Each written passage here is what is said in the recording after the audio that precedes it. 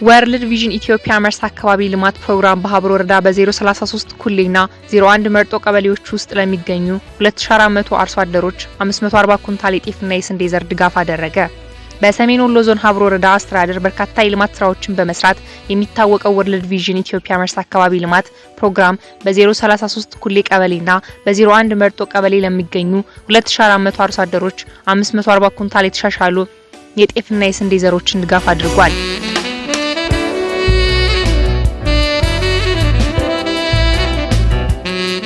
የወርልድ ቪዥን ኢትዮጵያ መርሳ አካባቢ ልማት ፕሮግራም የምግብ ዋስትና ባለሙያ የሆኑት አቶ ደረጀ ብሩ እንደገለጹት ይህ ድጋፍ የተደረገው የኢትዮጵያ ሜትሮሎጂ ኢንስቲትዩት በ2018 እና 19 ዓመተ ምህረት የክረምት ዝናብ እጥረት ሊኖር እንደሚችል ባስጠነቀቀው መሰረት ህብረተሰቡ ከሰው ሰራሽና ከተፈጥሮ አደጋዎች ለሚመጡ ችግሮች እንዲዘጋጅና አደጋው ቢከሰትም ድርቅን በመቋቋም የኑሮ ተጽዕኖውን እንዲቀንስ ታስቦ ነው ብለዋል።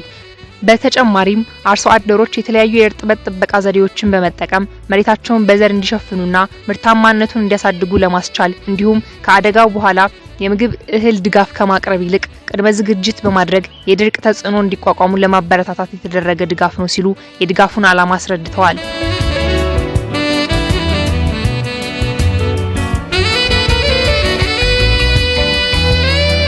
አቶ ደረጃ ያይዘው እንደገለጹት በዚህ ድጋፍ ለ033 ኩሌ ቀበሌ 90 ኩንታል የጤፍ ዘር ቦሰት ዝርያ የተሰራጨ ሲሆን ለ01 መርጦ ቀበሌ ደግሞ በአጠቃላይ 450 ኩንታል የስንዴ ዘር ተሰራጭቷል።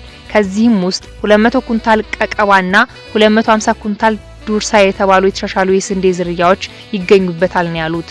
ለሁለቱም ቀበሌዎች የተደረገው ድጋፍ በገንዘብ ሲተመን ከ6.4 ሚሊዮን ብር በላይ ወጪ እንደተደረገበት ተመላክቷል።